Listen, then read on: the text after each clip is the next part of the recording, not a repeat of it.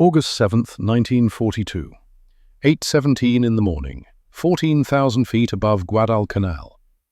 Lieutenant Richard Hartwell was about to learn that mathematics kills just as surely as bullets. He was flying a Grumman F-4F-4 Wildcat on loan from the Navy, a stubby fighter that the Marines called reliable and the pilots called a flying anvil.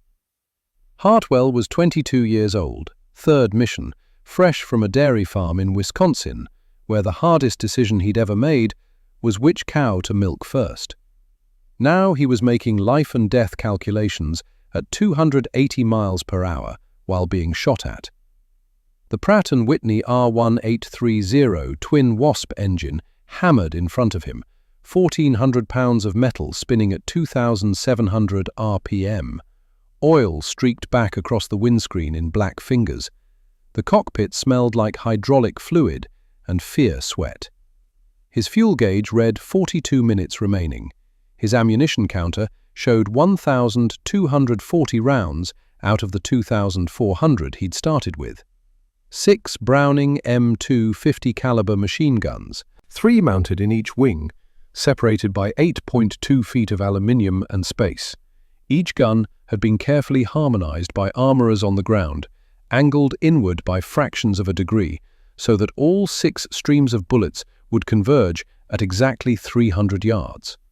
At 300 yards, the training manuals promised, an enemy aircraft would fly into a concentrated fist of lead and die.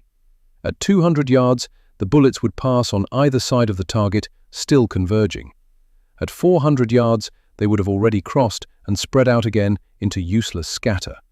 The kill zone was 50 feet deep, maybe 60 if the armorers had done perfect work and the guns hadn't shifted during flight. 50 feet out of infinite sky. Ahead of him, 12 Mitsubishi G-4M Betty bombers droned toward Henderson Field in loose formation, each one carrying a ton of ordnance meant for the Marines dug in below. Behind them, weaving like angry hornets, 18 Mitsubishi A6 M0 fighters flew escort. 30 enemy aircraft, 4 American Wildcats. Hartwell pushed the throttle forward. The twin Wasp screamed. The Wildcat accelerated to 318 miles per hour, which was its maximum speed at this altitude, and would get slower as he climbed, and faster as he dove. And none of it mattered, because the bombers were pulling away, and Henderson Field was only 8 minutes from impact. He picked the trailing Betty, lined up his approach. The bomber was flying straight and level at 280 miles per hour, which meant Hartwell was closing at 38 miles per hour, which meant he had maybe 45 seconds before he either had to fire or break off. Range 400 yards. Too far. The bullets would have already spread. He needed to close. 350 yards. 320. 300. Perfect. Hartwell mashed his thumb down on the firing button mounted on the control stick. The Wildcat lurched. All 6 machine guns erupted simultaneously with a sound like continuous thunder. The airframe shuddered. Spent shell casings ejected from the breech blocks and flew past the cockpit in a metallic stream. Tracers, every 5th round painted with phosphorus, streaked forward in bright orange lines. The convergence theory said that at 300 yards, those 6 separate streams would meet at a single point and create devastating concentrated fire. The convergence theory was beautiful. The convergence theory was bullshit. The Betty bomber was flying 15 feet above Hartwell's nose, just 15 feet, a distance he could spit across. But those 15 feet of vertical separation meant the carefully harmonized gun angles were wrong. The left-wing guns were angled to meet the right-wing guns at a point in space that was now below the bomber's belly. The bullet streams passed under the fuselage, crossed each other harmlessly, and continued on into empty sky beyond.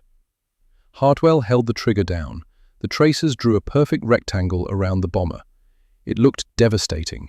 It looked like the Betty was flying through a solid wall of fire. Not one round hit. The ammunition counter spun backward.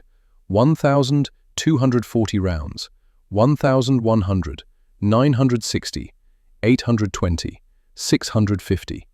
The Betty didn't smoke, didn't burn, didn't slow, didn't even wobble. Hartwell's brain tried to recalculate. If the target was 15 feet high at 300 yards, he needed to aim higher by, what, 2 degrees? 3?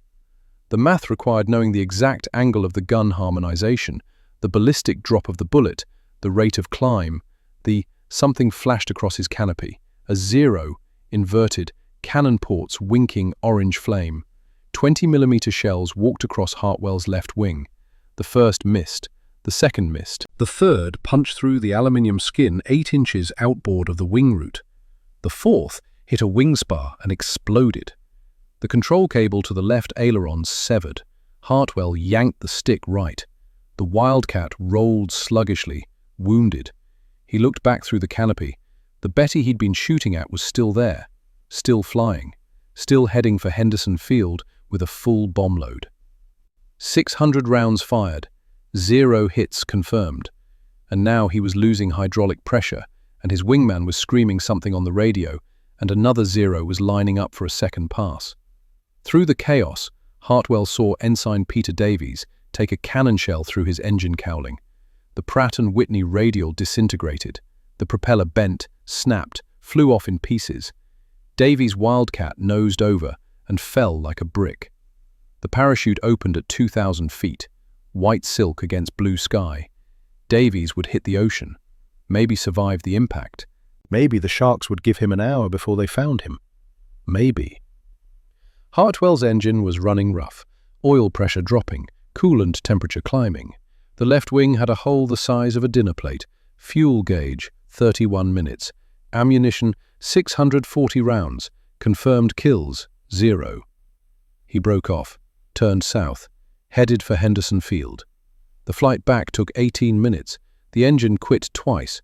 He restarted it both times by manipulating the mixture and priming the fuel pump manually. His left aileron was gone, so every turn required opposite rudder and muscle and prayer. He landed on Henderson Field's coral strip with 8 minutes of fuel remaining and one engine that was making sounds like a cement mixer full of gravel. The crew chief, a technical sergeant named Dale Murphy from the Pennsylvania coal country, took one look at the damage and spat tobacco juice into the coral dust. "Lieutenant, what the hell did you hit?" Hartwell climbed out of the cockpit on legs that didn't want to support his weight. His flight suit was soaked through with sweat. His hands were shaking. "Nothing," he said. "I didn't hit anything. 600 rounds gone and no hits. The convergence was wrong. The target was high. The bullets went under." Murphy walked around the Wildcat, examining the damage. "This bird's done. Spars cracked. Control cables shot. Even if I could fix it, she'd never fly straight again." Hartwell sat down on the coral, put his head in his hands. He'd done everything right, approached at the correct angle, fired at the exact prescribed range, led the target, compensated for deflection, and missed.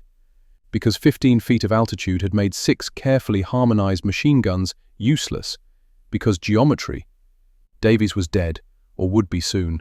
The bomber had reached Henderson Field and dropped its ordnance on Marines who couldn't shoot back. And Hartwell had 640 rounds of ammunition left that he hadn't been able to put on target. Murphy sat down next to him, offered a canteen. Hartwell drank. The water was warm and tasted like metal. "First time missing?" Murphy asked. "First time missing that bad. It's the guns, wing mounts. They're set to converge at 300 yards, but that only works if everything's perfect. Target at the right range, right altitude, right angle. Real combat ain't perfect." "So what do we do?" Murphy shrugged. "Keep shooting. Hope you get lucky. Or—" He stopped. "Or what?" "Nothing. Forget it." "Say it." Murphy looked at him. "I heard rumors. Some new fighter the Army's developing. Twin boom design. Supposed to have all the guns in the nose instead of the wings. No convergence issues. You aim where you want the bullets to go, they go there." "That's impossible. Where would you put the guns? The engines in the nose?" "Not on this one. Engines are out on the booms. Nose is empty except for guns." Murphy spat again. "Course it's probably bullshit. I also heard it looks like a science fair project, and the British already rejected it." Hartwell looked at the damaged Wildcat, at the wing with the hole in it, at the gun ports where 6 barrels poked out, angled slightly inward, forever aiming at a point in space 300 yards ahead, a point that enemy aircraft didn't always occupy. If it works, Hartwell said quietly, it would change everything. If, Murphy said, that's a big word. 3 weeks earlier, Pearl Harbor, Hawaii. July 16th, 1942. The briefing room was a temporary wooden structure that baked in the tropical sun and smelled like creosote and mildew. Inside, Colonel Ernest Harmon stood at a chalkboard covered in geometric diagrams that looked more like a physics lecture than a weapons briefing. Harmon was 48 years old, West Point class of 1916, with 26 years spent studying the science of making enemy aircraft fall out of the sky. He was tall, grey-haired, with the kind of rigid military bearing that made junior officers straighten their posture unconsciously. Hartwell sat in the third row with 11 other pilots who'd been pulled from stateside training and shipped to Hawaii on 48 hours' notice. They were the replacement pilots, the ones who'd fill the slots left by men like Davies, if they lived long enough. Harmonization, Harmon said, tapping his wooden pointer against a diagram of a fighter plane viewed from above, is the art and science of making your weapons effective. Your F4F Wildcat carries 6 Browning M250 caliber machine guns, 3 in each wing, mounted 8.2 feet apart. He drew 2 parallel lines extending from the wings. If these guns pointed straight ahead, their bullet streams would never converge. You would be firing 2 separate groups that would pass on either side of your target. Effective? No. Acceptable? Absolutely not. He erased the parallel lines and redrew them with a slight inward angle.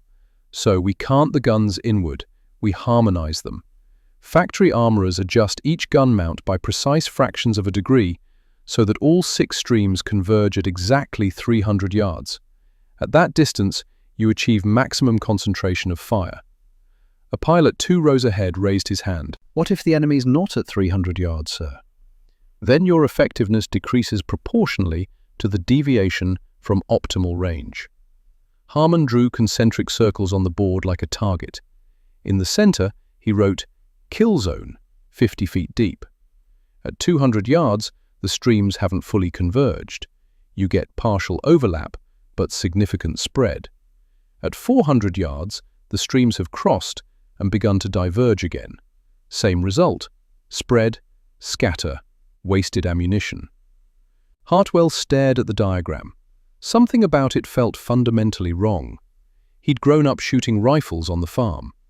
Groundhogs at 100 yards, crows at 200. You aimed where you wanted the bullet to go, and it went there. The range didn't matter beyond ballistic drop, which you compensated for instinctively. But this required being at exactly the right range, or your guns became useless. He raised his hand. "Lieutenant?" Harmon acknowledged him. "Sir, what about vertical displacement, if the target's above or below our aircraft?" That's where deflection shooting comes in. You must calculate the lead angle, the elevation difference, and the closure rate simultaneously. While being shot at, Harmon agreed. That's why we train. That's why you practice until the calculations become instinctive. Hartwell wanted to say that instinct meant not having to calculate, but he kept his mouth shut. He'd learned early that the army didn't appreciate farm boys questioning colonels. After the briefing, he walked across the coral airstrip to where a line of Wildcats sat baking in the sun. He found the aircraft he'd been assigned, Bureau number 5031, and crouched next to the left wing. 3 gun ports, dark circles in the aluminum. He could see the barrels recessed inside, angled slightly inward, maybe 2 degrees. Hard to tell from outside, but definitely not parallel. He stood, walked to the right wing. Same thing, 3 guns, angled inward, all aiming at a point somewhere ahead in empty air. Murphy appeared from behind the aircraft carrying a grease-stained clipboard. "Lieutenant Hartwell? I'm your crew chief. You checking the harmonization?" "Just looking." "She's set perfect. 300 yards, all 6 streams meet within an 18-inch circle. I verified it myself on the range yesterday." What if I need to shoot at something that's not 300 yards away? Murphy shrugged. Then you get closer or farther away real quick. That's what throttle's for. And if I can't? If the enemy's maneuvering? Then you hope your aim is good and your luck's better. Murphy climbed up on the wing to check something in the engine cowling. Look, Lieutenant, I know it ain't perfect, but it's what we got. The engineers designed it this way because there's nowhere else to put the guns. Engine takes up the whole nose. Guns gotta go in the wings. Wings means they're spread apart. Spread apart means convergence angles. There has to be a better way. Maybe, but right now, this is the way. So you learn to work with it or you die trying. Hartwell nodded. He climbed into the cockpit and sat there while Murphy worked. The seat was hot enough to burn through his khaki pants. He gripped the control stick, looked out over the nose at the ocean. Somewhere out there, Japanese pilots were learning the same geometry, same convergence angles, same 300-yard kill zones, both sides hamstrung by the same problem. He wondered who'd figure out the solution first. He wondered if he'd live long enough to see it. Burbank, California, 4 years earlier, October 1938. Calvin Whitmore's hands hurt. They'd been hurting for 6 years, ever since the arthritis had started in his knuckles at age 28. Now, at 34, every morning began with 10 minutes of flexing exercises just to get his fingers working well enough to hold a pencil. He sat at his drafting table in the Lockheed Aircraft Corporation design office, surrounded by crumpled papers and calculations, sketching an airplane that would solve a problem most people didn't know existed. The problem was convergence. Wing-mounted guns were inefficient, geometrically limiting, forced pilots to calculate range, deflection, and altitude simultaneously while being shot at. It was like asking a man to solve a trigonometry problem while someone punched him in the face. Whitmore had a better idea. His sketch showed an aircraft unlike anything flying. Not a single fuselage, but 3 separate structures, 2 long booms extending back from twin engines, and between them a central nacelle, a pod, just large enough for a pilot. The engines sat out on the booms, which meant the nose of the central nacelle was hollow, empty space that could be filled with weapons. Whitmore picked up his pencil, his right hand cramped immediately. He set it down, massaged the knuckles, picked it up again with his left hand. He drew 4 rectangles clustered tightly in the nose cone, 50 caliber machine guns. Then a larger circle, 20mm cannon. All of them packed together so close their barrels almost touched, all of them pointing straight ahead along the centerline of the aircraft.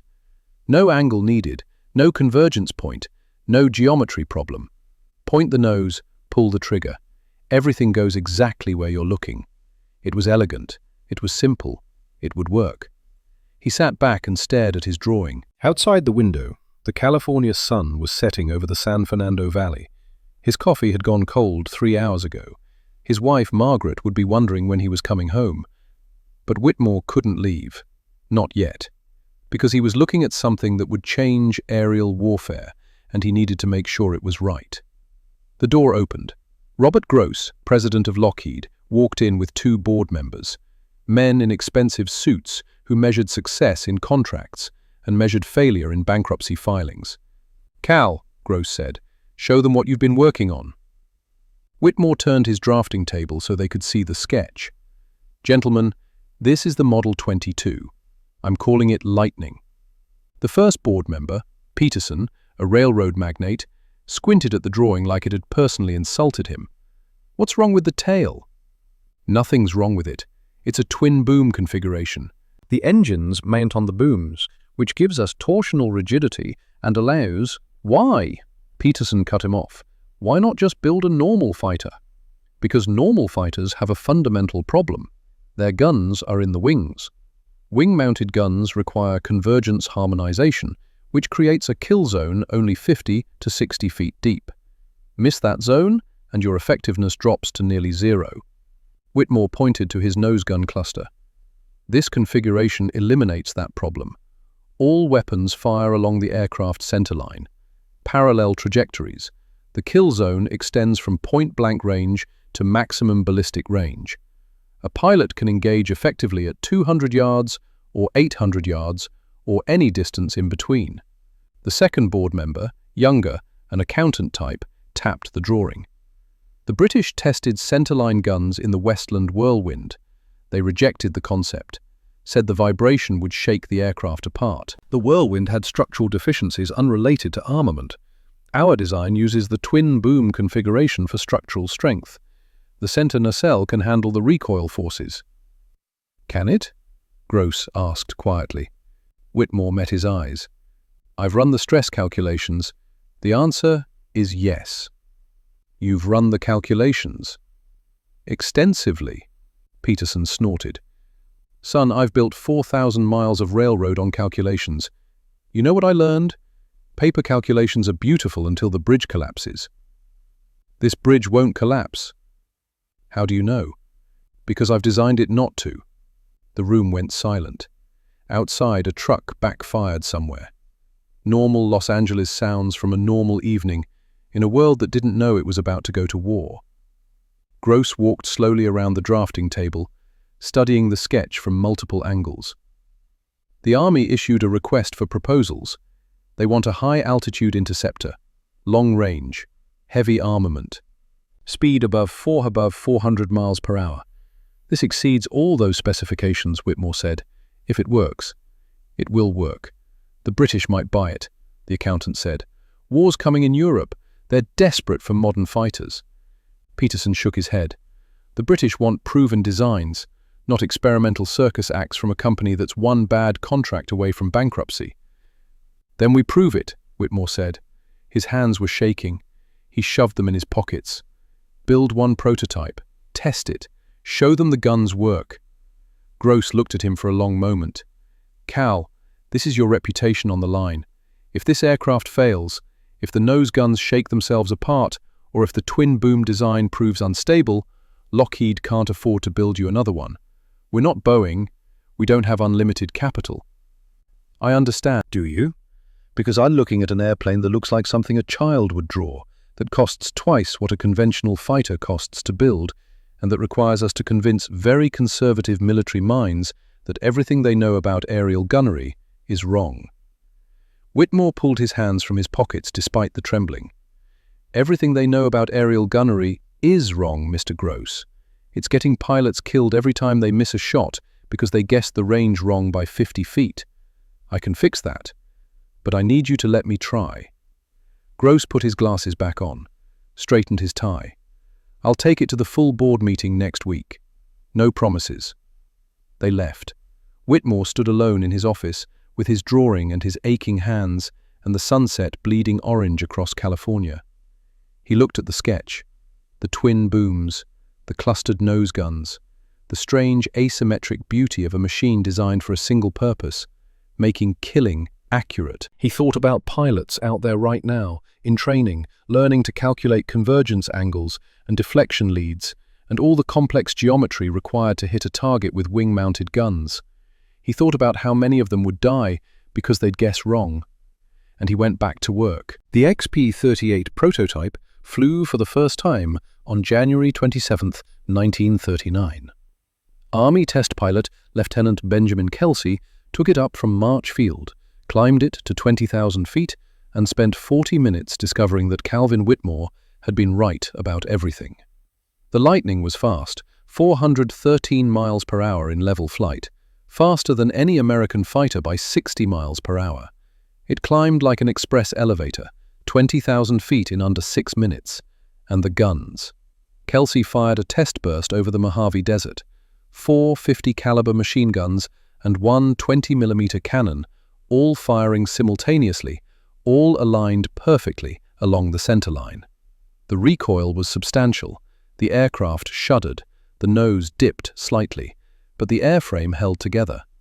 On the ground, range safety officers walked out to examine the target, a wooden frame with canvas stretched across it, positioned 600 yards from the firing point.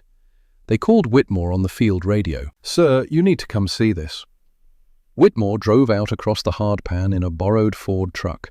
His hands were so stiff from the cold desert morning that he could barely grip the steering wheel. He had to stop twice to flex them back into working. He walked across the range to where the target had stood. The canvas was gone. Not shredded, gone, completely disintegrated. The wooden frame was kindling. 50 caliber rounds and 20mm high explosive shells had hit the exact same spot so many times that there was nothing left but splinters and smoke. "This was one burst?" Whitmore asked. "0.9 seconds, the range officer said. "Maybe 60 rounds total." Whitmore looked back toward the airfield, where the silver XP-38 sat gleaming in the morning sun. He thought about what that concentrated fire would do to an enemy aircraft. Not spread damage across the airframe, not scattershot, concentrated annihilation of whatever the guns touched, like a buzzsaw cutting through wood. "Mr. Whitmore?" The range officer was staring at him. "You all right, sir?" Whitmore flexed his hands, felt the familiar ache. "Yes, I'm fine. This is incredible work. The grouping, I've never seen anything like it." "Thank you. The Army's going to want a lot of these." Whitmore nodded. He walked back to his truck. His hands hurt. They always hurt. But he'd proven the concept. The nose guns worked. The convergence problem was solved. He wondered if that made him a genius or a monster. He suspected it might be both. The British ordered 667 Lightnings in June 1940. The Royal Air Force was desperate. The Battle of Britain was weeks away. They needed every fighter they could get, and the Lightning's performance numbers were extraordinary. Whitmore worked 18-hour days supervising production, ignoring his doctor's warnings about stress and joint inflammation. Margaret would find him asleep at his desk, hands locked in painful positions, blueprints scattered around him like paper snow. 3 aircraft were shipped to England for evaluation. 2 weeks later, the entire order was cancelled, all 667 aircraft. Whitmore read the cancellation notice in his office at 3 in the afternoon on a Tuesday. Then he read it again. Then he walked to the corner where he kept a metal trash can and began methodically feeding his blueprints into a small fire he started with a book of matches. Margaret found him 20 minutes later. The office was full of smoke. Whitmore's eyes were streaming, though not from the smoke. "Cal," she grabbed his arm, "stop this. It's over. It's not 667 aircraft. Cancelled. The British were our only buyer. The Army barely wants a dozen for testing. The program is dead." Margaret pulled the burning blueprints from his hands, stamped them out. "The British are fighting with Spitfires and barely holding on. They're conservative because they're terrified. They want familiar. They want proven. The design is proven." "I know it is, Cal, but you can't make desperate people take risks. People are dying because of convergence problems. People are dying because there's a war." She put her hands on his face. "Your aeroplane won't stop the war. It'll just change how the war is fought." He looked at her, really looked at her for the first time in weeks. She was 32 years old. They'd been married 6 years. No children. The arthritis medications made that impossible. Just her and him and his aeroplanes. "Is that what I built?" he asked quietly. "A better way to kill?" "You built a solution to a geometry problem. What people do with it isn't your sin to carry." She helped him clean up the ashes. They worked in silence. Outside, evening was coming to California, turning the sky purple and gold. Whitmore stopped drawing after that. His hands hurt too much anyway. December 7th, 1941. 4:47 in the morning, Pacific time. The phone in Whitmore's house rang. He answered it half asleep, Margaret mumbling something beside him. "Cal!" Robert Gross's voice. "Turn on your radio, now!" Whitmore turned it on. The announcer's voice was shaking. "Reports of massive attacks on Pearl Harbor Naval Base. Multiple ships burning. Casualties are expected to be in the thousands. Eyewitnesses describe waves of Japanese aircraft." "Cal," Gross said through the phone, "the Army just called. Emergency procurement order. They want every fighter we can build, including yours. They want 1,887 Lightnings. First deliveries in 6 months. Whitmore stood in his kitchen in his bathrobe, holding the phone, listening to his radio describe the end of American isolation and the beginning of something vast and terrible. "Cal, can you do it?" His hands hurt.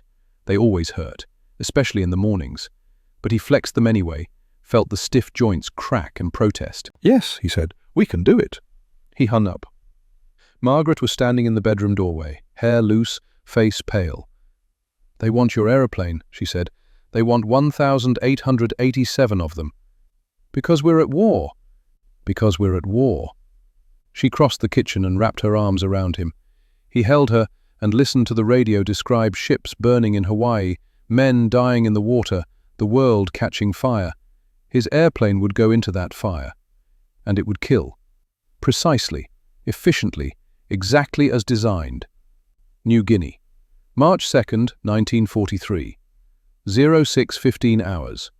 Lieutenant Richard Hartwell stood next to a P-38F Lightning and tried to reconcile the machine in front of him with everything he'd been taught about flying. The airfield at WW2 was a scar of crushed coral and red mud carved from jungle that wanted to reclaim it.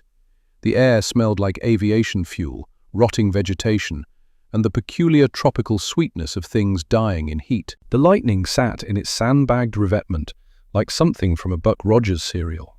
Serial number 42-12652. 2 Allison V-1710-49 engines mounted on extended booms, each producing 1,150 horsepower. Between the booms, the central nacelle housed a cockpit and, in the nose cone directly ahead of the pilot's feet, the weapons bay. 4 Browning M250 caliber machine guns, 500 rounds each. 1 Hispano M120mm cannon, 150 rounds. Total armament, 2,150 rounds, clustered in a space 18 inches wide. All of it pointing straight ahead. Hartwell was 24 now, 2 years older than the farm boy who'd left Wisconsin. Those 2 years had added 30 pounds of muscle, erased the softness from his face, and taught him that missing your target meant someone died, usually you. He'd survived the Guadalcanal mission, barely, Had flown Wildcats for another 8 months, racking up 2 confirmed kills and a dozen missions where he'd burned through ammunition and hit nothing because the convergence angle was wrong by 10 feet or 15 feet, or because the enemy was 320 yards away instead of 300. Now he was looking at an airplane that promised to solve that problem. He didn't trust promises anymore. "She's a beauty, isn't she?" Hartwell turned. Captain Thomas Driscoll stood behind him, arms crossed, wearing the expression of a man who'd just found the answer key to a difficult test. Driscoll was 27, MIT graduate, engineering degree, from a Boston family that had money before the Depression and still had money after. He was tall, sharp-featured, with the kind of confidence that came from being right most of the time and never forgetting it. "Looks like something that lost a fight with an erector set," Hartwell said. Driscoll laughed. "Looks like the future. Come here." He walked to the nose of the Lightning, racked his knuckles on the aluminium skin just above the gun ports. 5 dark circles arranged in a tight cluster. "You've been flying Wildcats, wing guns. You know the problem. They converge at 300 yards and nowhere else. You've missed targets at 250 because the bullets passed on either side. You've missed at 400 because they'd already spread out. So this," Driscoll pointed at the clustered guns, "doesn't converge. These barrels are parallel. They fire straight ahead. The bullets travel in a column, a tight column, forever. No sweet spot, no kill zone that's only 50 feet deep." He pulled a small notebook from his pocket, flipped it open, showed Hartwell a page covered in calculations. "I ran the ballistics. At 300 yards, a Wildcat's 6 guns create a pattern roughly 4 feet in diameter. At 600 yards, that pattern is 8 feet wide. At 1,000 yards, it's 12 feet. You're throwing a shotgun pattern at a moving target." He flipped the page. "The Lightning's 5 guns? At 300 yards, the pattern is 18 inches. At 600 yards, still 18 inches. At 1,000 yards, maybe 24 inches, accounting for minor ballistic drop. It's a rifle, Hartwell. You point it at what you want to delete, and it deletes." Hartwell studied the calculations. The math was sound. He'd grown up judging distances on the farm, how far to lead a running groundhog, how much to compensate for wind when shooting crows. This made intuitive sense in a way the convergence theory never had. "The British tested this," he said. "They said it didn't work." The British tested one prototype in 1940 when they were scared and conservative. They wanted Spitfires because Spitfires were familiar. They rejected this because it looked strange. Driscoll's voice hardened. "You know what the difference is between a Wisconsin farm boy and a British test pilot? What? The farm boy understands tools. You grew up with rifles and tractors and machinery that either worked or didn't. You don't care if something looks strange. You care if it works. Does this look like it'll work?" Hartwell looked at the nose guns, 5 barrels packed so tight you could cover them all with your hand. He thought about the Wildcat's guns spread across 8 feet of wing. Thought about all the times he'd fired at empty air between his bullet streams. "Yeah," he said quietly, "it looks like it'll work." "Then climb in." Hartwell mounted the wing and dropped into the cockpit.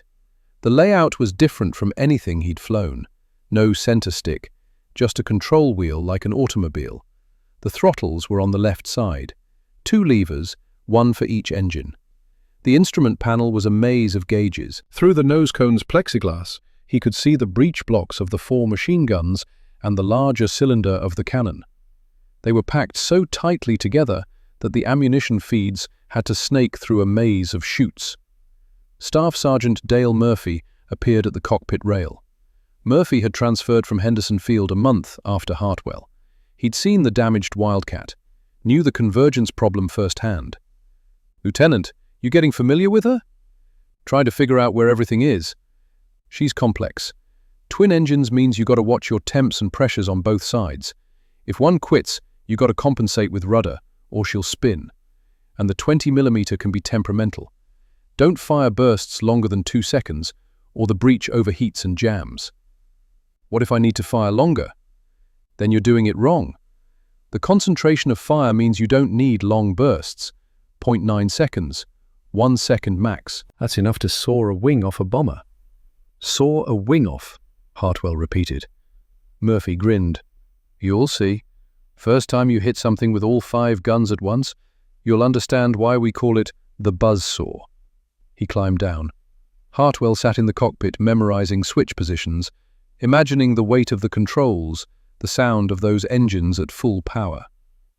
Somewhere out over the Solomon Sea, Japanese pilots were climbing into zeros, checking their own guns, wing-mounted, converging at 250 meters, still limited by the same geometry.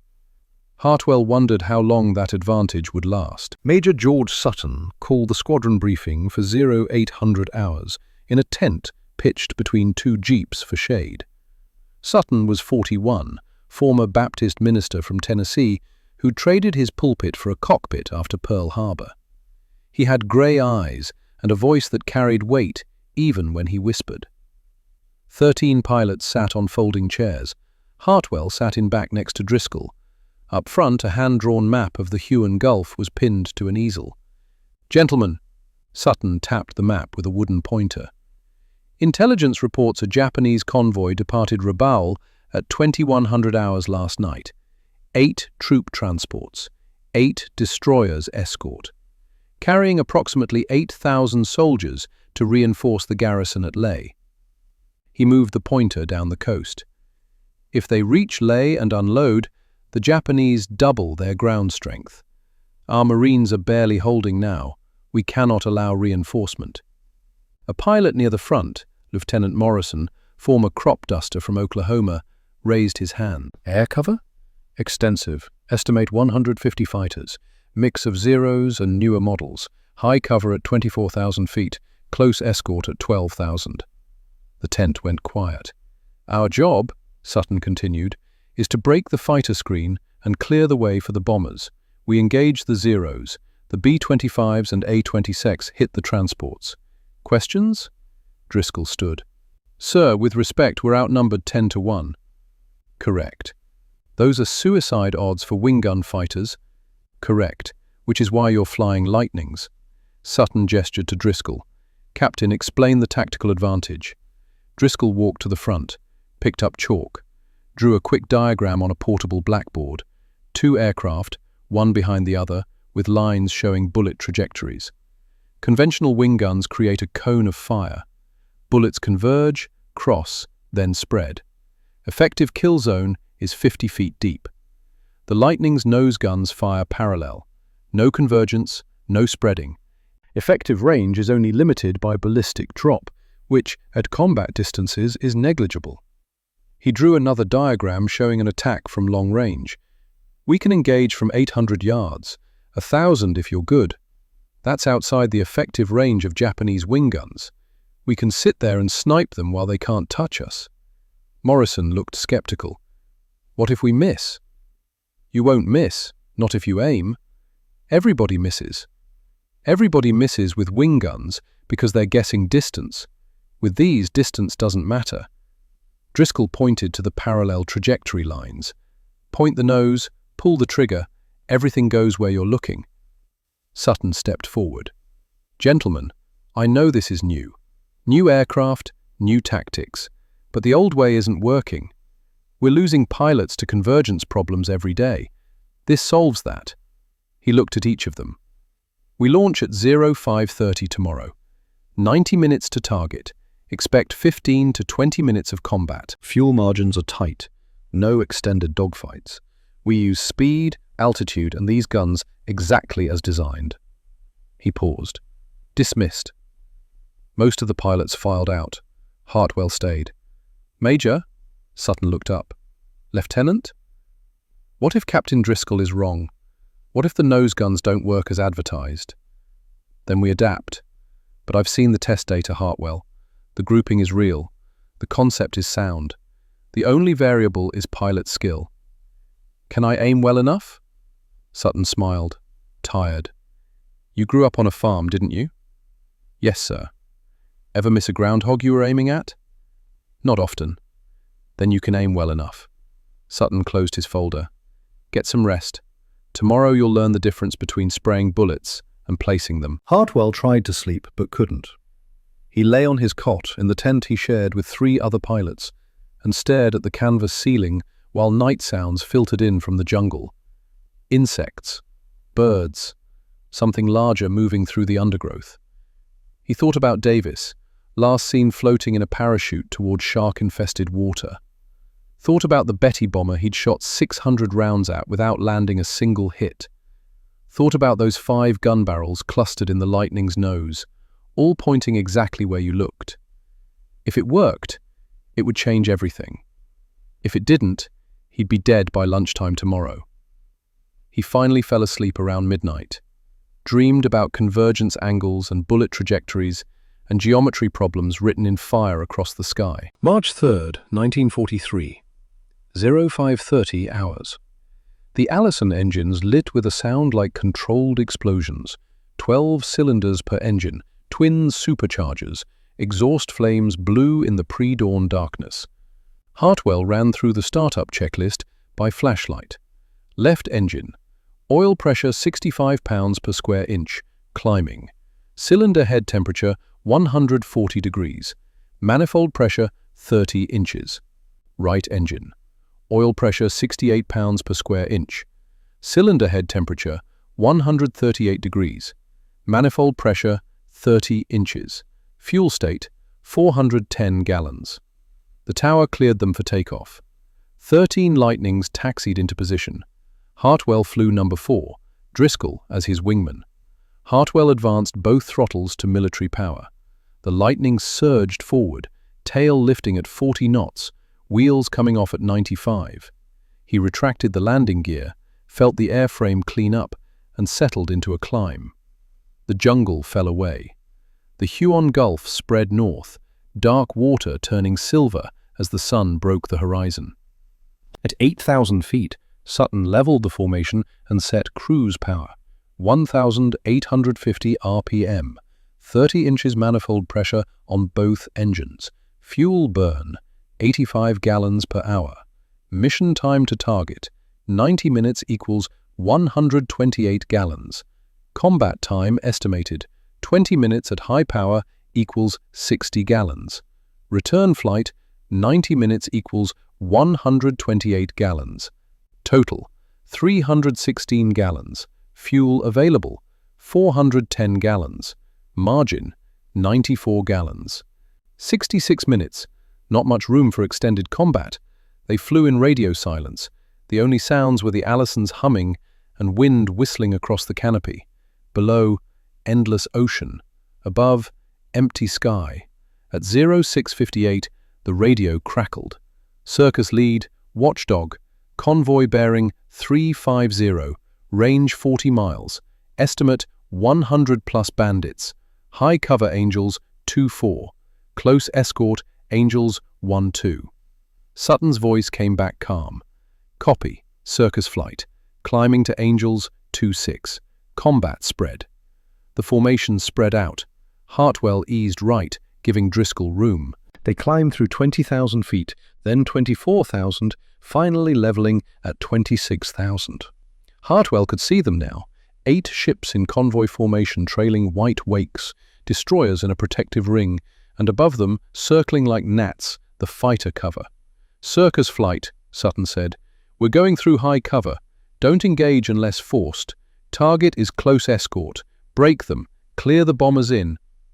Hartwell's hands were slick inside his gloves. His mouth tasted like copper. His heart hammered. 2 years of combat. 6 confirmed kills. Dozens of missions. This was different. This was 13 against 150. The numbers were insane. Tally bandits, someone called. 12 o'clock level. A formation of zeros in loose patrol, maybe 40 aircraft, weaving above the convoy. They hadn't spotted the lightnings yet. Steady, Sutton said. The range closed. 5 miles, 4, 3. A zero turned. Sunlight flashed off canopy. They see us! Breaking right! The sky exploded into chaos. Zeros scattered, some climbing, some diving, some turning hard to meet the threat. Hartwell saw Driscoll roll inverted and pull through toward a climbing zero. The geometry was all wrong for wing guns. Too steep, too fast, too much deflection. But Driscoll wasn't using wing guns. At 1,200 yards, impossibly far, Driscoll's nose lit up. Tracers reached across the gap. The Zero's engine exploded. Not smoking, exploded. The entire radial engine separated from the airframe in a cloud of shrapnel. The Zero's nose dropped, and it fell like a stone. Splash one! Driscoll's voice was excited. Holy shit, it works! A Zero flashed across Hartwell's nose, turning hard left. Old instincts kicked in. Hartwell pulled lead, aimed where the Zero would be, and fired. The nose guns shook. Tracers reached out. And missed. Every single round passed behind the Zero's tail. He'd aimed for convergence that didn't exist, aimed at empty air. The Zero escaped. God damn it! Hartwell reversed, looking for another target. Found one. A Zero pulling up from below, trying to gain altitude. The pilot was focused on something else, hadn't seen Hartwell. Range, 800 yards. This time, Hartwell aimed differently. Not where the target would be, where it was, right now. The nose guns would go exactly where he pointed them. He centered the pipper on the Zero's cowling, took a breath, squeezed. 1 second burst.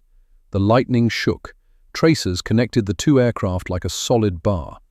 Hartwell saw the impacts walk across the Zero's engine, saw pieces flying off, and then the right wing folded upward, not tore, folded. The main spar severed under the concentrated impact.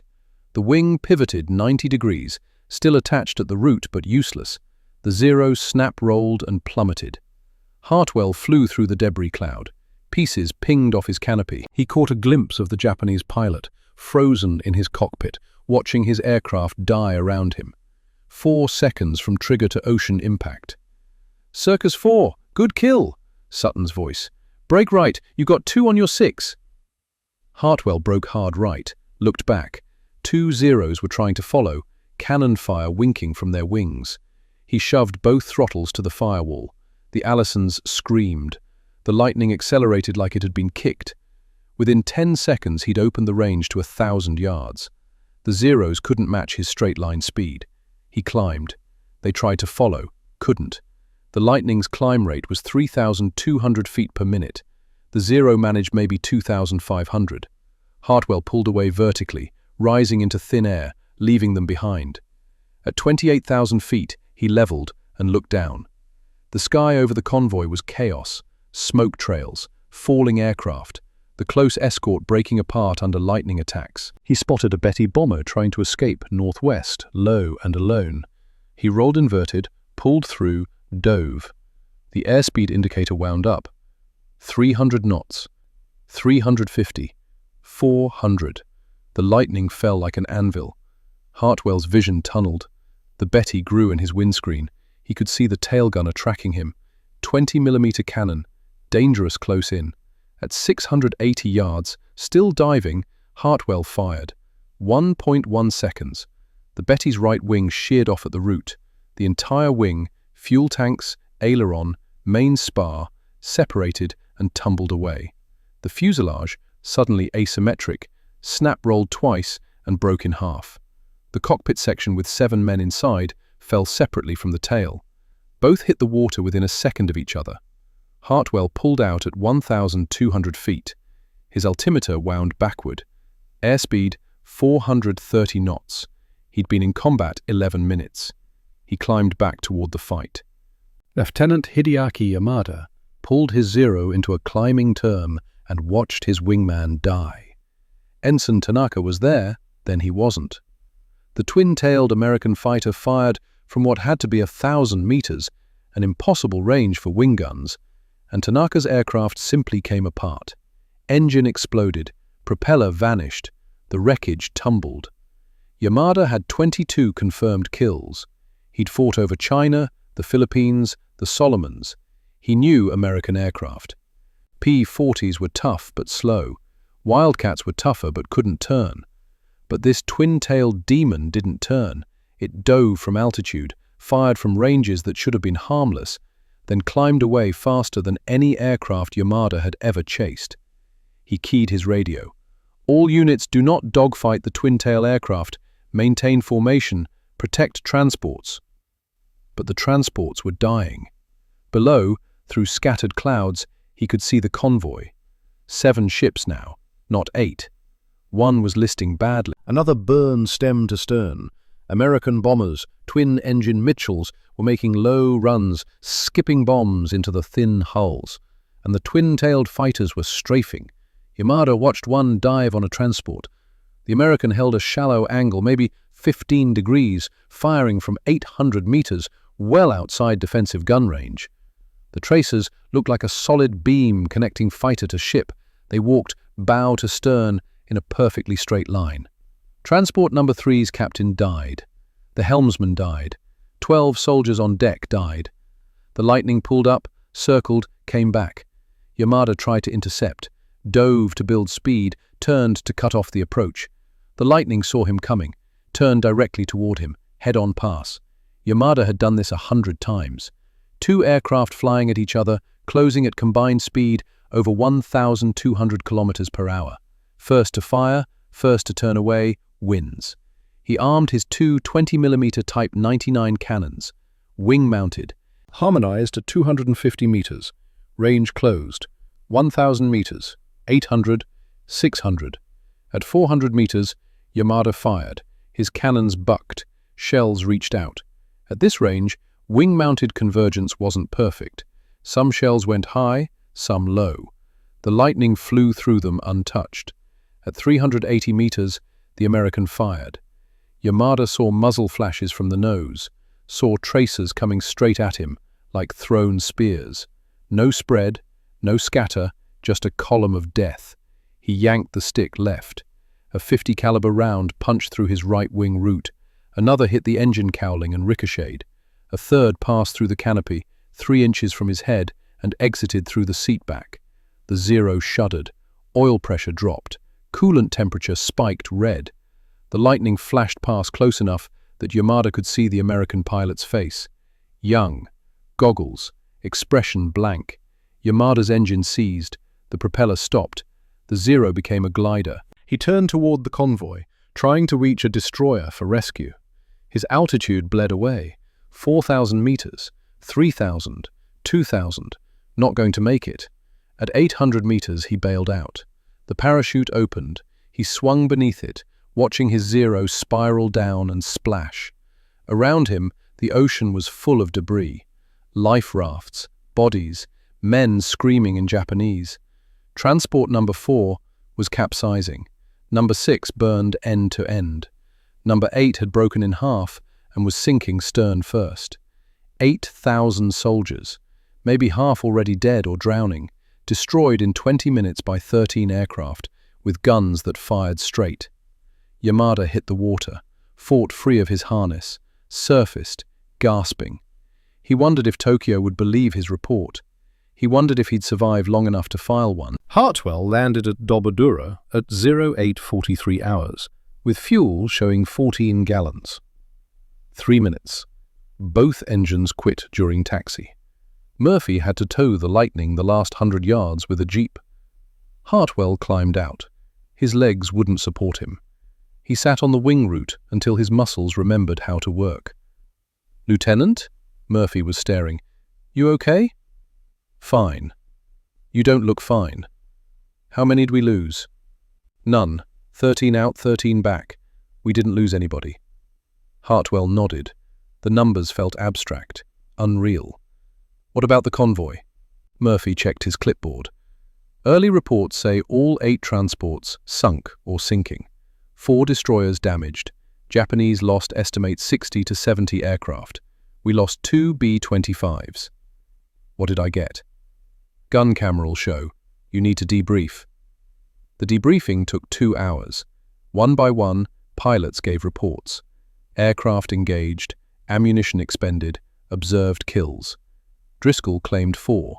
Morrison claimed 3. When Hartwell's turn came, he sat and tried to remember. The Zero climbing, the wing folding, the Betty breaking in half. 2 confirmed, he said. 1 Zero, 1 Betty. The intelligence officer made notes. Ammunition expenditure? Hartwell checked his kneeboard. Approximately 400 rounds, 50 caliber. 20 rounds, 20 millimeter. 400 rounds, 2 kills. Excellent efficiency. Hartwell didn't respond. 400 rounds, 2 aircraft.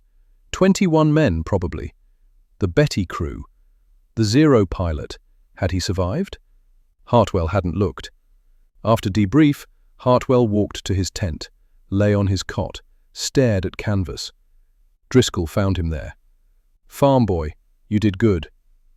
"Did I?" 2 kills first mission? Hell yes. Driscoll sat on the opposite cot. "I saw your Betty. The wing didn't just break, it vanished. 21 men, 4 seconds. What? Betty carries 7 crew minimum, plus maybe observers. 21 men dead in 4 seconds. Driscoll was quiet. "Yeah, that's what these guns do. They don't wound, they delete. Is that what we built? We built a solution to a geometry problem. Now pilots won't miss." Driscoll stood. "Get rest. We fly again tomorrow." He left. Hartwell closed his eyes, saw the Betty's wing shearing off, saw the cockpit falling, saw 7 men in a broken aircraft plummeting toward the ocean. Somewhere, Calvin Whitmore was probably reading battle reports, learning that his nose guns worked exactly as designed. Hartwell wondered if Whitmore was proud, or haunted, or if there was a difference. June 12, 1944, 15 months after Bismarck Sea. The scoreboard painted on the operations tent wall told a story in white numbers and blood. Lieutenant Richard Hartwell, 40 kills. Captain Thomas Driscoll, 38 kills. Hartwell stood in front of the board with cold coffee and a tin cup. He was 25 now, though some mornings he felt 60. The softness was gone from his face, replaced by hard angles and permanent shadows under his eyes. Behind him, the tent flap opened. Driscoll walked in carrying a clipboard and wearing the expression of a man who just found the solution to a difficult equation. "Hartwell, Intel briefing in 10, high-value target package." "What kind?" "The kind that'll put me at 40. Driscoll set the clipboard down. "Maybe 41 if the gods smile." Hartwell looked at the board. 2 kills separated them. 2 aircraft, maybe 14 men. This isn't a competition. Everything's a competition. You know what 40 means? Top American ace, medals, recruiting posters, history books. 38 means you were good, but not quite good enough. We're not keeping score. The hell we're not. Driscoll poured coffee. Every pilot in this squadron knows everyone's numbers. It's human nature. Hartwell wanted to argue but couldn't, because it was true. He knew Morrison had 22. Henderson had 19. The new kid, Paulson from Iowa, had 3 and wouldn't shut up about them. And Hartwell knew he was 2 ahead of Driscoll and that keeping that margin mattered for reasons he didn't want to examine. 10 minutes, Driscoll said, and left. Hartwell stood with the scoreboard and his cold coffee. Outside, mechanics worked on aircraft. The clang of tools, the cough of an engine testing, normal sounds. He thought about his mother. Dead 8 months now, heart failure. The telegram had reached him 3 days after her funeral. He'd requested emergency leave, been denied, essential personnel. The war didn't stop for grief. He wondered what she would have thought of that scoreboard. Her son's name at the top, with 40 next to it, like a batting average. Pride? Horror? Both? He threw the coffee away and headed to the briefing. Major Sutton stood at a map of the Philippine Sea. 13 pilots sat in mismatched chairs that smelled like mildew. Gentlemen, yesterday, Navy reconnaissance spotted a Japanese task force heading south from Formosa. 4 heavy cruisers, 6 destroyers, air cover estimated 60-plus fighters. He tapped the map. The cruisers are bringing reinforcements to Mindanao. If they reach port, it complicates ground operations.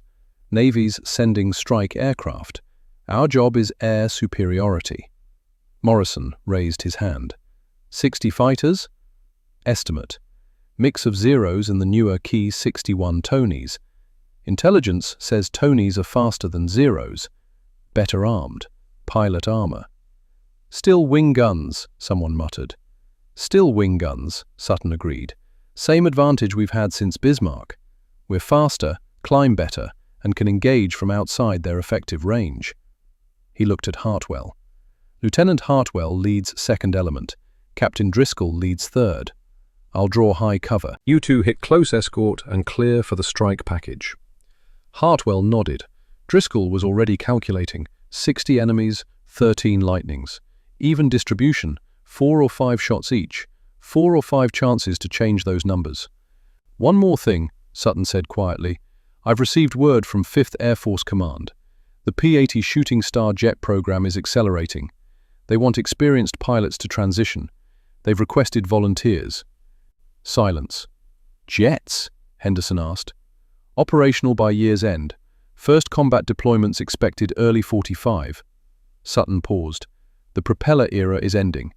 The lightning brought us this far, but the future is turbines. Hartwell felt something cold settle in his chest. The lightning. The aircraft that had kept him alive through 40 engagements. The nose guns that had solved convergence, that had turned combat from guesswork into precision. Obsolete. Volunteers after this mission, Sutton said. We launch 0600 tomorrow. Get rest. Pilots filed out. Hartwell stayed. Major? Lieutenant? The jets, are they really better? 550 miles per hour, faster than anything flying. Yes, they're better. Do they have nose guns? Sutton smiled, tired. They do, centerline mounted, 650s. Someone at Lockheed learned from your airplane. Whitmore's airplane. Whitmore designed it. You proved it works. 40 kills is history. Sutton's voice softened. But history doesn't stop. It keeps moving. And if you don't move with it, it runs you over. Hartwell nodded and left, walked to where his Lightning sat. Serial 42-12652, the same aircraft he'd flown at Bismarck Sea. Murphy had kept it running through 15 months, patching holes, replacing parts, nursing temperamental Allisons through jungle humidity. The nose bore 40 small Japanese flags, white rectangles with red circles, 40 aircraft. Hartwell had stopped counting the men inside after the first 10. He climbed onto the wing, dropped into the cockpit. The seat had molded to his body. The wheel fit his hands perfectly.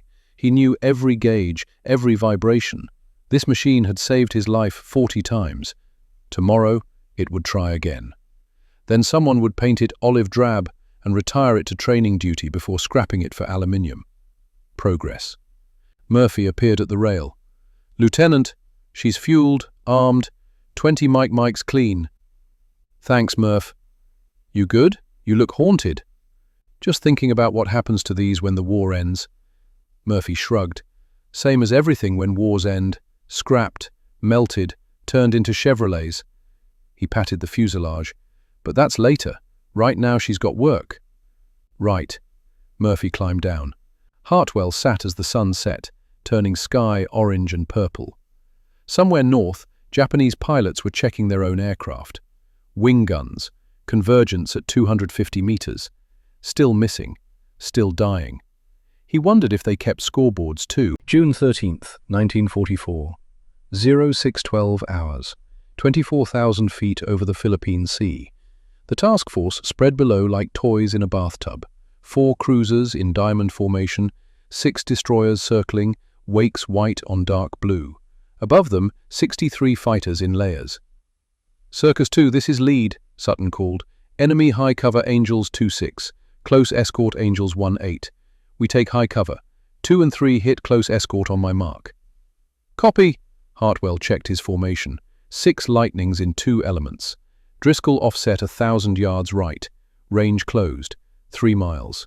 2. 1. "Mark!" Hartwell rolled inverted and pulled through. Horizon spun. Ocean became sky. He picked a Tony climbing toward him. The Tony turned. Too late. Hartwell fired at 900 yards. 1 second. Tracers touched the Tony's wing root. The wing separated. Cleanly. The main spar severed. The wing tumbled away. The fuselage snap-rolled and spun down.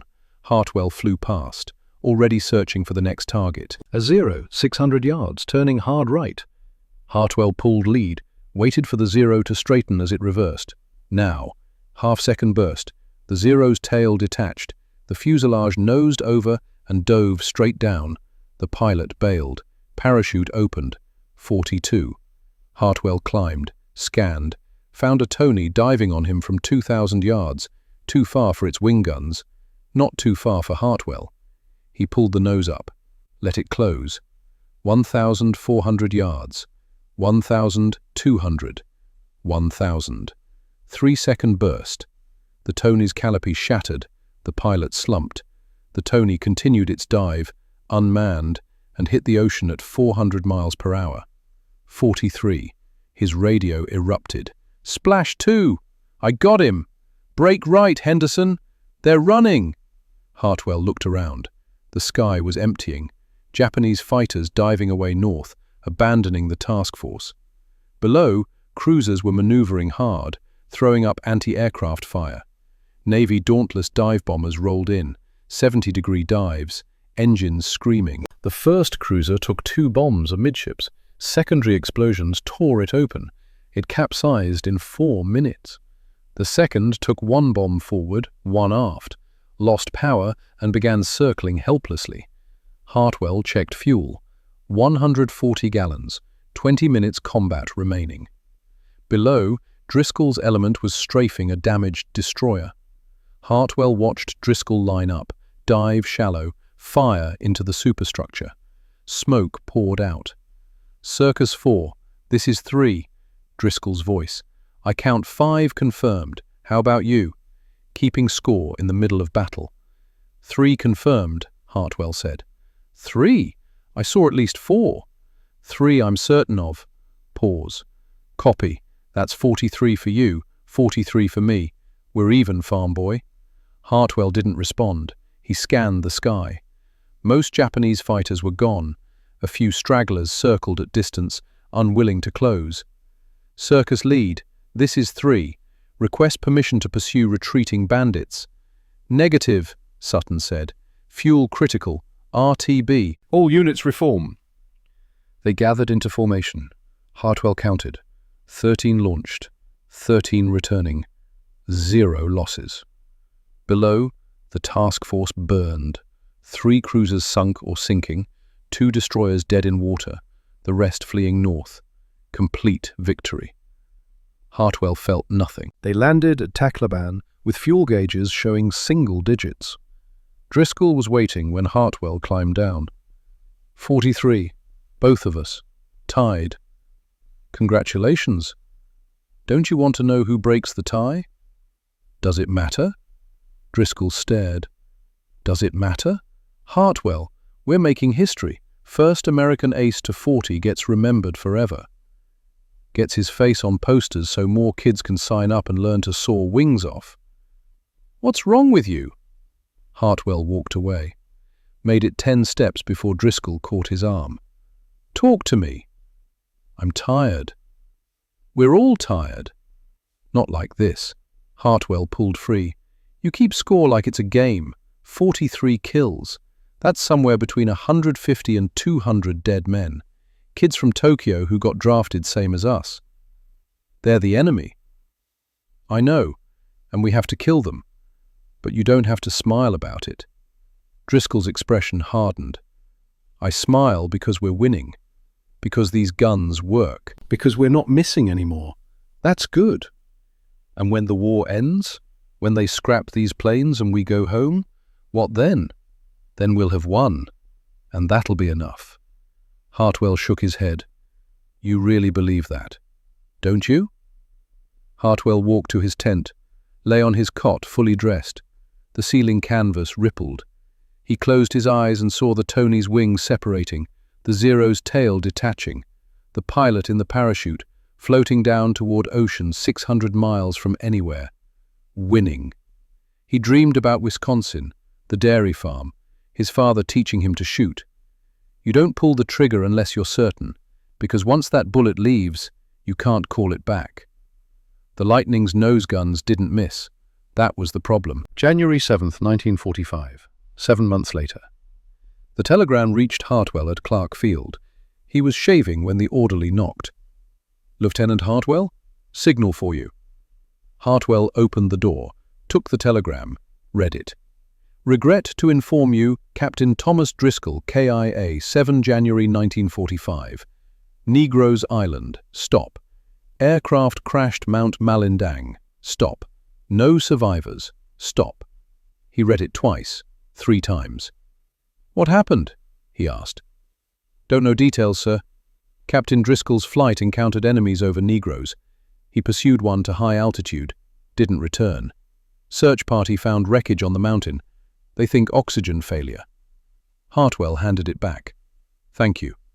He closed the door, sat on his cot, stared at the wall. Driscoll had made it to 38 kills, 2 short of 40, 2 short of the record he'd been chasing for 18 months. Died trying to get 39. Hartwell thought about their last conversation, 3 weeks ago. Driscoll excited about a tactical manual he was writing. Advanced gunnery for the P-38 Lightning. 47 pages of mathematics. I'll teach every new pilot how to use these guns right, Driscoll had said, so they don't miss. Now Driscoll was dead on a mountain, and his manual was scattered across a crash site. Hartwell dressed, walked to operations. Sutton was there. Lieutenant, I'm sorry about Captain Driscoll. Thank you, sir. He was a good pilot. Yes, sir. Sutton handed him a folder.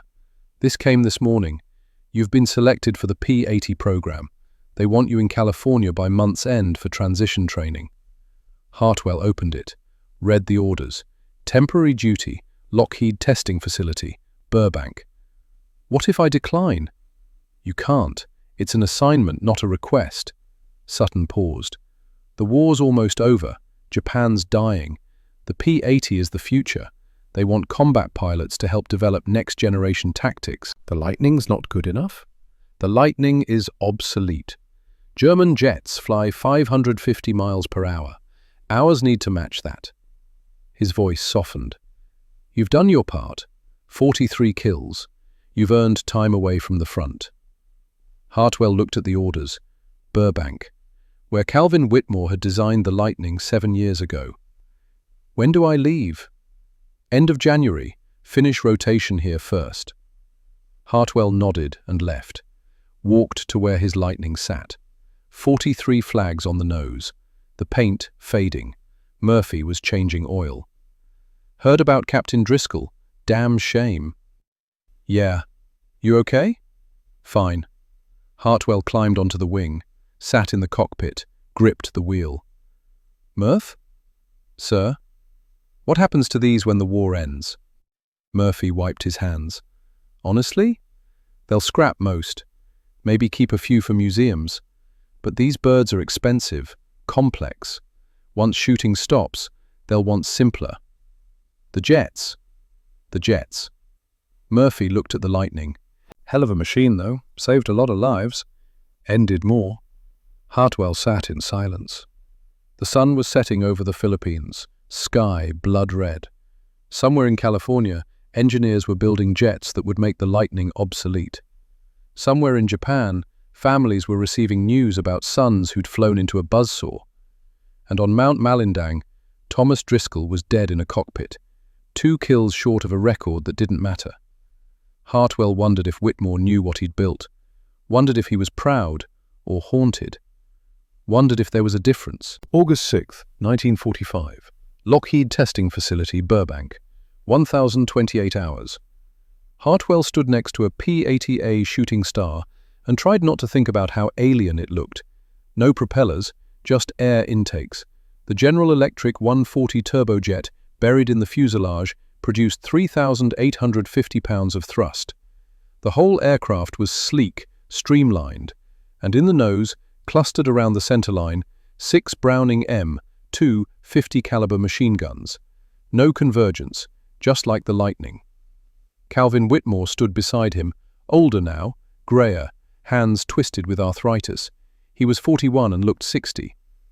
What do you think? Whitmore asked. It's fast. 558 miles per hour level flight, faster diving. Whitmore touched the nose. The guns use the same principle as the Lightning, centerline mounted, parallel trajectories. I know. You proved the concept. 43 victories. The Lightning did exactly what I designed it to do. Hartwell looked at him. Did it? Yes. It gave pilots the ability to hit what they aimed at. No guessing. Point and shoot. And now we built something faster. We built something better. Better at killing. Whitmore was quiet a long moment. Lieutenant, I'm an engineer. I solve problems. The problem in 1937 was convergence. I solved it. What people did with that solution isn't my burden. Isn't it? No. Whitmore's voice was firm. I didn't start this war. I didn't bomb Pearl Harbor. I built a tool, an efficient tool that saved American lives. By taking 10,000 others. Yes. Whitmore flexed his hands. The joints were swollen. Every day I think about it. Every single day. But I'd do it again. Because the alternative was American pilots missing and dying. He walked away, limping. Hartwell climbed into the P-80's cockpit. The checklist was different. No mixture, no prop pitch. Just throttle, ignition, fuel. Simple. The test was 1,045 hours. Standard flight. Climb to 20,000. Test guns on range. Land. Get familiar. At 10:42, Hartwell started the engine. The turbines spooled up with a vacuum cleaner whine. No vibration. No hammering radial. Just smooth thrust. He taxied to the runway. Tower cleared him. He advanced the throttle. The P-80 accelerated like a kick. No torque. No prop wash. Pure thrust. Runway disappeared. He rotated at 120 knots and climbed. At 300 feet above ground, the fuel pump failed. The turbine didn't quit gradually. It stopped. Thrust went from 3,850 pounds to 0 instantly. The P-80, suddenly a glider, began to sink. Airspeed 180 knots. Altitude 280 feet. Nose down to maintain speed. There, a field. Half-mile ahead. He couldn't make it. At 150 feet he knew. He reached for the canopy jettison. Pulled. The canopy blew away. Reached for harness release. Too late. The P-80 hit nose first at 140 miles per hour. The call reached Whitmore at 10:53 hours. He was reviewing calculations when the phone rang. "Mr. Whitmore, Tower, we have a situation." He knew. The same way you know when the numbers don't add up, when the bridge will collapse. "Where?"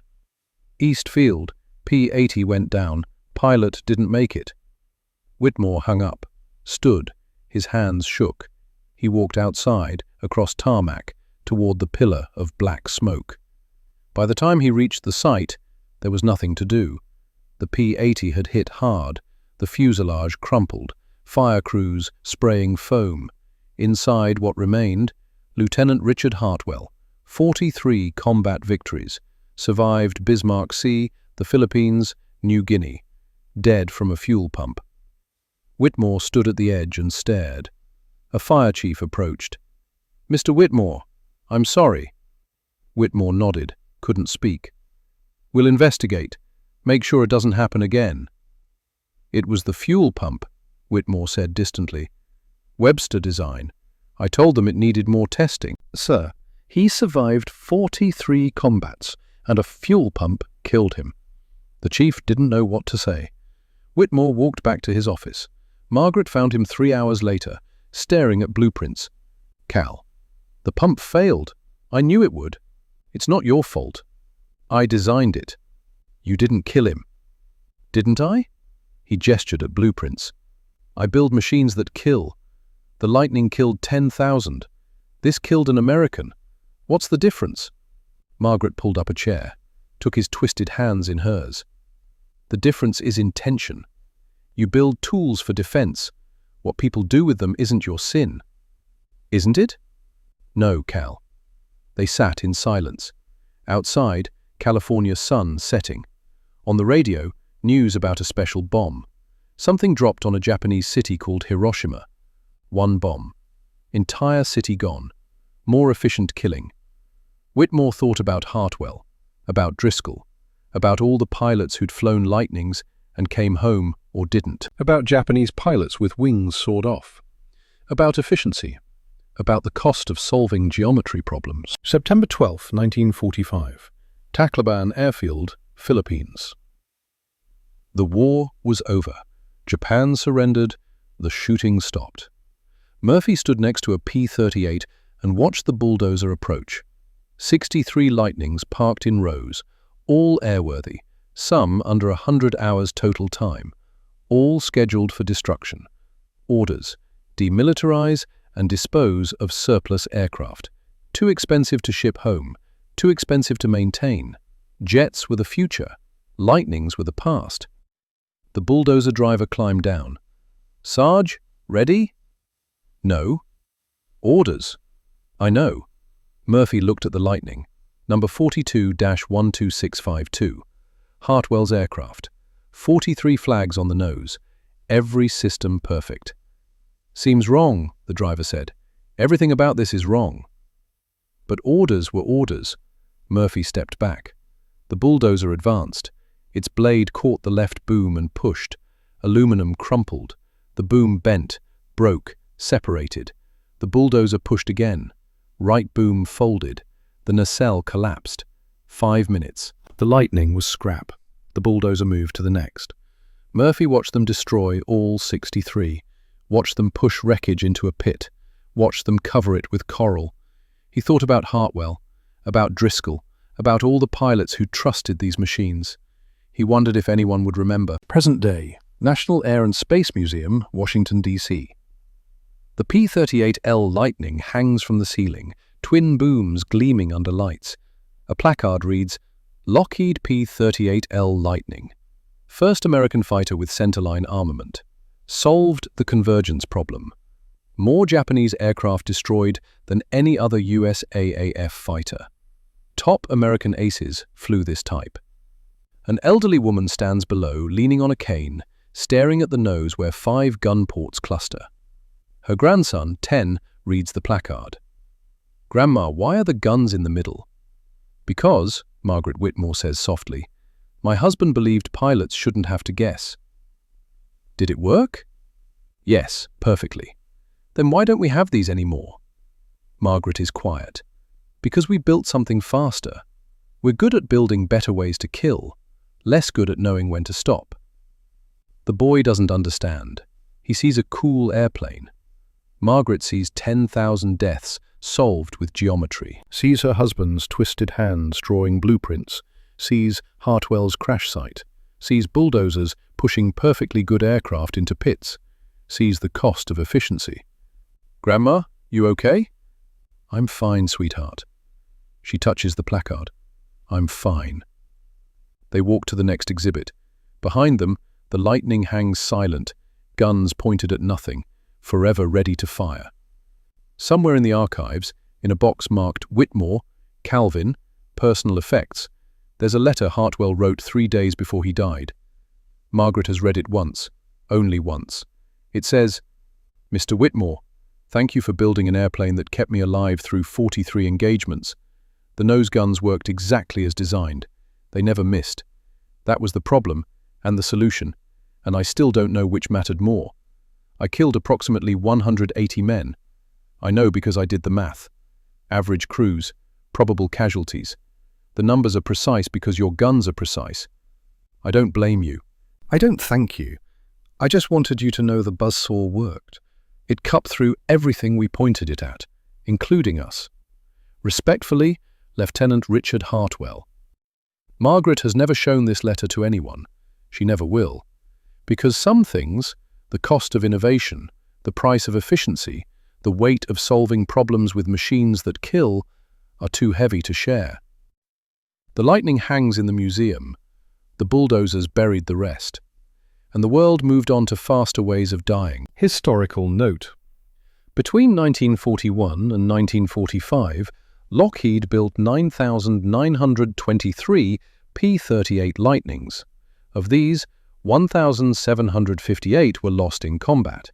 Approximately 5,800 were destroyed as surplus after the war. 22 remain airworthy today. Lieutenant Hideaki Yamada survived the Battle of Bismarck Sea. He was rescued by a destroyer and spent the rest of the war training replacement pilots. In 1987, he attended a reunion in Hawaii where he met a former American P-38 pilot. They shook hands and said nothing. There was nothing left to say. Staff Sergeant Dale Murphy remained in the Air Force for 30 years, working on jets, then missiles, then satellites. He retired in 1967. He never spoke about the bulldozers. Major George Sutton survived his ditching at Bismarck Sea. He was rescued by a PBY Catalina and returned to command.